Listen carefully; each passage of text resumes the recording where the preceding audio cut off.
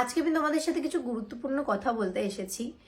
এই যে আমার বিয়ের ভিডিও নিয়ে কেন এত কন্ট্রোভার্সি করছো তোমরা, আমি বুঝতে পারছি না। তোমরা ভিডিও বানাচ্ছ, তোমরা অনেক সুন্দর সুন্দর ভিডিও বানাচ্ছ, সবই আমি দেখছি, আমার তাতে কোনো অবজেকশন নেই।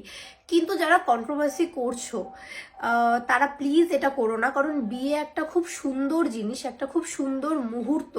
সেটাকে যদি আমি ক্যাপচার করে সবার মধ্যে শেয়ার করি, তোমরাও করছো, তাতে আমার খুবই ভালো লাগছে। কিন্তু কন্ট্রোভার্সি যারা করছো, যারা এই রাখিদি বিয়েতে কত টাকা ইনকাম করলো, এই রাখিদির দাদার ছেলেকে নিয়ে কান্না করলো, ওটা আমার নিজের ছেলে, হ্যাঁ অবশ্যই আমার দাদার ছেলে, মানে সে আমারও ছেলে। কিন্তু এই যে ভুল ব্যাপারগুলো, ভুল মেসেজগুলো তোমরা মানুষকে দিচ্ছ আমার নামে, তাতে আমার মান সম্মানটা যাচ্ছে। আমার খারাপ লাগছে যে যারা আমাকে এতদিন ধরে যেভাবে চিনে এসছে তারা আমাকে অন্যভাবে দেখছো এখন। আমি একদমই এরকম না। তোমরা যারা আমার ভিডিও রেগুলার দেখো তারা জানো আমি কিরকম সিম্পল ভাবে আমার লাইফটা কাটাই।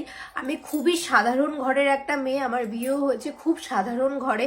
তো আমি তোমাদের কাছে হাত জোর করে অনুরোধ করব, প্লিজ আমার বিয়ের ভিডিও নিয়ে কোনো কন্ট্রোভার্সি করো না।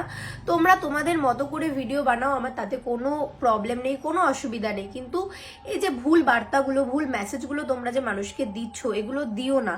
কারণ এতে তোমাদের হয়তো ভিউ আসছে, বাট এতে সমস্যা আমার হতে পারে। তোমরা এগুলো বুঝবে না। আজকে আমি যখনই ফোন খুলছি আমি সুন্দর সুন্দর ভিডিও দেখছি, আমার খুব ভালো লাগছে। কিন্তু যেগুলো তোমরা খারাপ ভিডিও বানাচ্ছ, এই যে আমার যে আমি ক্যামেরা বন্ধ করো এটা নিয়ে একটা ভিডিও দেখছি, খুবই ভাইরাল হয়েছে। তো এই ভিডিওটার পরিপ্রেক্ষিতে আমি একটা পোস্ট শেয়ার অলরেডি করেও দিয়েছি। তো যাদের বিয়ে হয়েছে বা যারা এই বিয়ে জিনিসটাকে ফেস করবে, তারা তখন বুঝতে পারবে যে বিয়ের দিন একটা মেয়ে বা একটা ছেলের কতটা কষ্ট হয়। তার উপরে সম্পূর্ণ জিনিস একটা একটা করে, আমাদের যেহেতু লোক সংখ্যা খুবই কম বাড়িতে, সব জিনিস আমরা চারজন মিলে, আমি, আমার মা, বাবা, হচ্ছে বৌদি, এই চারজন মিলে, আমরা এই কজন মিলে করেছি। আর আমার বান্ধবীরা তো আছেই, মানে লিটন, দোলা, অর্পিতা, ওরা না থাকলে যে কি হতো আমি সত্যি জানি না। যাই হোক, তো প্লিজ এরকম ভাবে তোমরা ভিডিও করো না, কন্ট্রোভার্সি ক্রিয়েট করো না। তোমরা ভালো মতো ভিডিও বানাও, আমার তাতে কোনো সমস্যা নেই।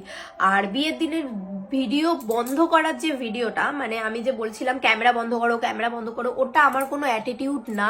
ওখানে আমি জাস্ট বিরক্ত হয়ে গিয়েছিলাম।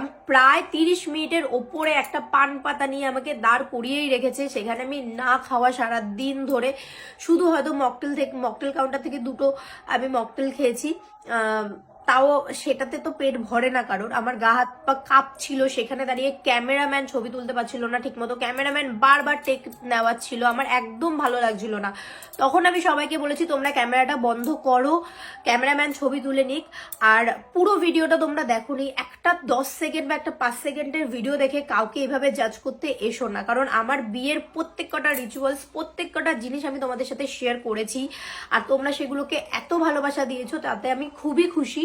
কিন্তু যেই ভিডিওটাতে তোমরা আমাকে ভুল বুঝছো, সেটা এমন ভুল বোঝার কোনো ভিডিওই নেই। যারা বিয়ে করেছে তারা খুব ভালো করে জানে সেই দিন, তাও আবার এত রাতে লগ্ন থাকলে কতটা কষ্ট হয় একটা মেয়ের। কি বলবো, সবাই ভালো থেকো, সুস্থ থেকো, খুব তাড়াতাড়ি সব ভিডিও আসছে, সেগুলো দেখো। এটাই বলার, সবাই খুব ভালো থেকো।